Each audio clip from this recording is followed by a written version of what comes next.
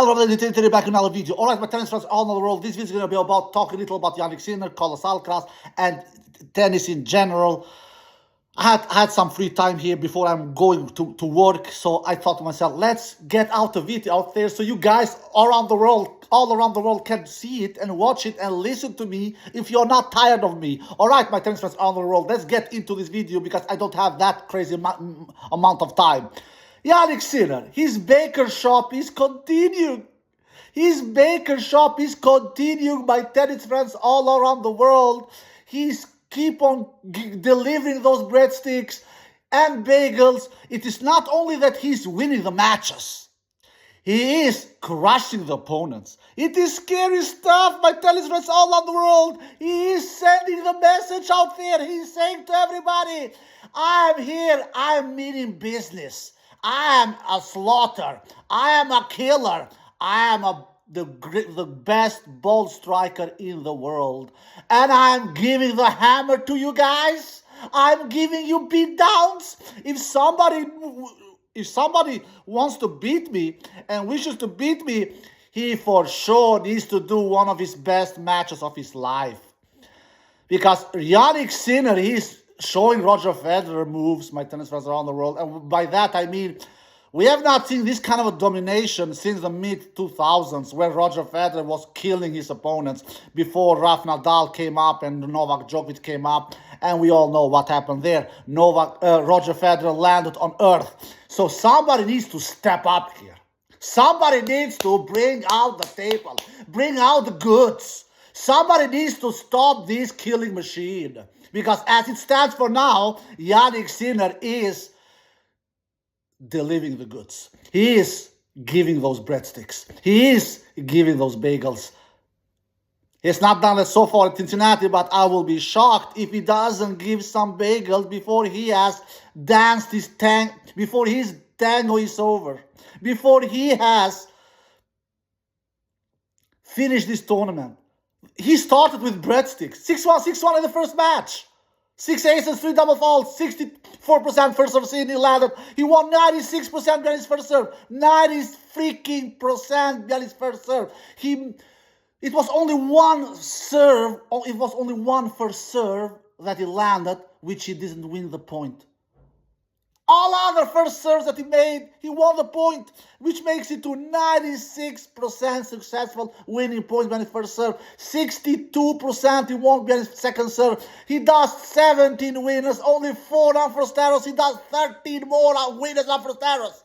He is demolishing, he is crushing, he is killing his opponents. Yeah, his opponent was not a super high ranked player, but doesn't matter. It is professional tennis player. They are not they're not playing college tennis here. They are not playing club tennis here. They are playing the ATP freaking professional level. And he's taking them out like they are juniors. Jannik Sinner is looking ruthless, to say the least. Carlos Alcaraz, his big chief rival, he didn't have the same kind of a victory. He won in three sets. Won the first set 6-1, lost the second 6-2, and then wins the third 6-3 against Damir Džumhur, where Carlos was not looking furious, to say the least, with 44 unforced errors and 21 winners only. He does 23 more unforced errors than winners. So Carlos Alcaraz, like I said a couple of days ago, Carlos Alcaraz on hard court, he needs to improve. He needs to be more consistent. He needs to just bring the goods. He is so much more vulnerable on hard court what Sinner is. So Carlos Alcaraz, of course, you can never count him out, and I'm not doing that, but it is no question, it is no shadow of a doubt here, without any shadow of a doubt, Jannik Sinner is the man to beat on all surfaces besides clay. On all surfaces, and in particular on hard courts, When he's a beast, he has become the new Roger Federer from the mid-2000s. Yeah, this is the new Roger Federer from the mid-2000s. It is not even exciting watching him play because we know the result. It's like seeing a Titanic movie. We all know how the Titanic movie ends. This is the same thing with Jannik Sinner. The only player who can defeat him and who can challenge him is actually Carlos Alcaraz, because Carlos Alcaraz is an unbelievable shot maker who has great power from both forehand and backhand, especially forehand. He has great touch at the net. He has that variation on his game, which can bother Sinner. But Carlos Alcaraz needs to take himself to Sinner in the first place, because Sinner, he has opened a baker shop here. Sinner has opened the baker shop. He's saying, I have opened the baker shop. Everybody are welcomed in my baker shop. I'm giving breadsticks and bagels. That is what kind of a message Sinner is delivering. And Carlos, to be able to come to that Sinner, he needs to take care of his business before that final, because we know that they cannot face each other before finals, because Sinner is the world number one, Carlos is the world number two. But if I would make a prediction right now, right here, who will win Cincinnati? Sinner. And I don't even think Carlos will make it to that final. Hope I'm wrong. I want to see a Sinner-Alcaraz final, because Carlos Alcaraz is the only player who can defeat Jannik Sinner now. On all surfaces, actually. Not only on hard courts. On all surfaces. Even on grass. Even on clay, of course. Who did Sinner lose in that short clay court season he had? He didn't have a long clay court season. Who did Sinner lose against? Against Carlos Alcaraz in that own final. Against Carlos Alcaraz in that French Open final. He didn't lose against anybody else. You see what Sinner is doing to the entire field? So Carlos Alcaraz is Sinner's biggest threat. But Carlos Alcaraz, he's not taking care of business against other players like Sinner is doing. You know what? You know how tennis players' careers are? I'm going to tell you my tennis players are all in the world, because I don't have much time, but I want to share my thoughts. I don't want to go to work. Even if I will run to work, I will give my thoughts now. A tennis careers is 3 to 5 years at their peak. Federer, Nadal, and Djokovic, they are not regular players. They are beasts. They are legends. Their peak was not 3 to 5 years. Their peak was 10 to 15 years. At least 8 to 12 years, right? But regular, usual, average players, they don't have 8 to 12 years peak of tennis. Say Medvedev, what has happened to Medvedev? Medvedev is completely finished. Medvedev will never win a big title anymore in his career. Forget that. We all know that. He's barely making to second weeks in tennis tournaments.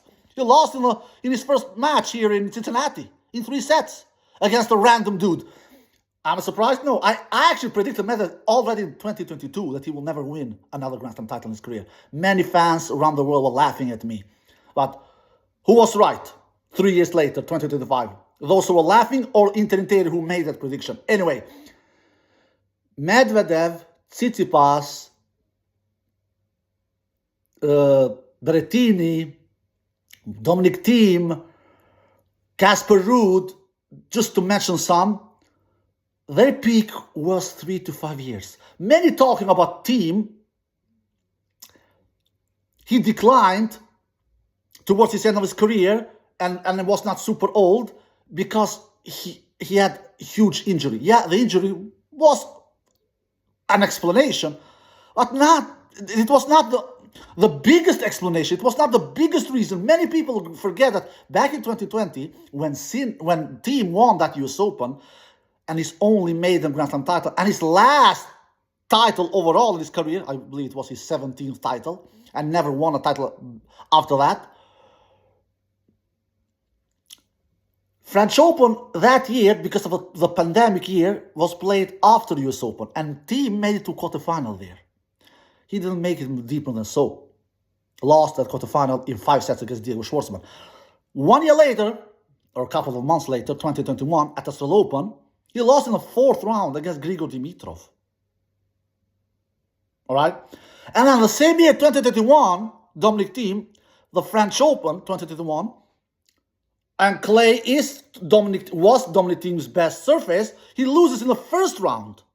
So after Thiem wins his first and only Grand Slam title back in 2020, and last title in his career overall, he doesn't make it even to a semi-final in majors. Loses the French Open a couple of weeks later, 2020 in the quarterfinal. Loses the 2021 Australian Open edition in the fourth round. And loses 2021 French Open edition in the first round. And after that, he got himself injured and was away from tennis for a couple of years, 1 year or 2 years. I don't remember exactly. What my point is, Thiem had his peak 3 to 5 years. Medvedev had his peak to 3 to 5 years. Tsitsipas had his peak 3 to 5 years. Berrettini had his peak 3 to 5 years. Ruud had his peak 3 to 5 years. And even Zverev is dancing on his last tango dance. He's almost finished Zverev as well. Almost. He's the strongest 90-born player at the moment. He's the strongest of them all at the current moment. Yeah, he's not a Grand Slam champion, but he will never win a Grand Slam. Alexander Zverev. No, he will not. I just don't think he will do it.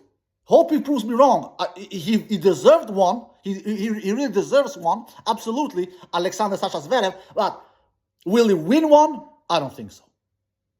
He truly deserves one. He absolutely, if he doesn't win a Grand Slam title, which I don't believe he will go down as the greatest tennis player of all time who has never won a Grand Slam title. Without any shadow of a doubt. And some of you have asked me the question, Ben Shelton. I will answer that question in this video. Will Ben Shelton win a Grand Slam title? I don't think so. He's young, 22 years old. He will be 23 years old in October. But I'm not super high on him, at least not yet. He's not close on defeating Sinner and Alcaraz. I think Sinner has a 6-1 head-to-head against Ben Shelton. I think Carlos Alcaraz has a 3-love head-to-head against Ben Shelton. I think so. So, against those two dudes, he has lost 9 matches out of 10 meetings. So, is it close? Because to be able to win a Grand Slam title, you need to go through these two dudes, Sinner and Alcaraz. For sure, definitely one of them. You will not have the pleasure, the lecture, the joy to avoid both of them. Look at what has happened to Djokovic. Djokovic is not weak. For God's sake, Djokovic is the 3rd best player in the world. He was in Australian Open semifinal. He was in French Open semifinal. Who did he lose against in semifinal at French Open? Djokovic. It was against Sinner in straight sets. He was at Wimbledon semifinal. I'm talking about 2025 season. Who did Djokovic lose against in that Wimbledon semifinal? It was against Sinner in straight sets. So what does this show us? This is showing to us that to be able to win Grand Slams, you need to be able to beat Sinner and Alcaraz. For sure, one of them, definitely. And in some cases, you need to go through both of them. And that is looking like a mission impossible. Look at Toronto Masters 1000 tournament, where Ben Shelton won. Yeah, good for him. It was his biggest title in his career. But do you know how that tournament was? That tournament was like,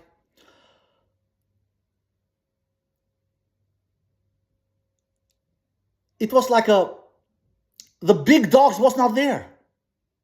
Sinner was not there. Alcaraz was not there. Let's see if Shelton can win Cincinnati. No, he will not. He will not win Cincinnati. So, to win, Shelton's tournament win in that Toronto title was like, when the cat is away, the rat dances on the table. You understand my point?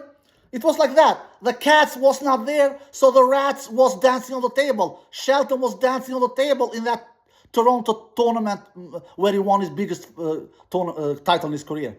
The cats was not there, and he was dancing on the table. Who was the cats? Sinner, Alcaraz. Let's see if Shelton can dance on the table here in Cincinnati and win where the big cats are around, like Sinner and Alcaraz. So there you have it, my tennis friends all in the world. I hope you enjoyed this video. If you did, give us a thumbs up, subscribe, and see you next time. Peace.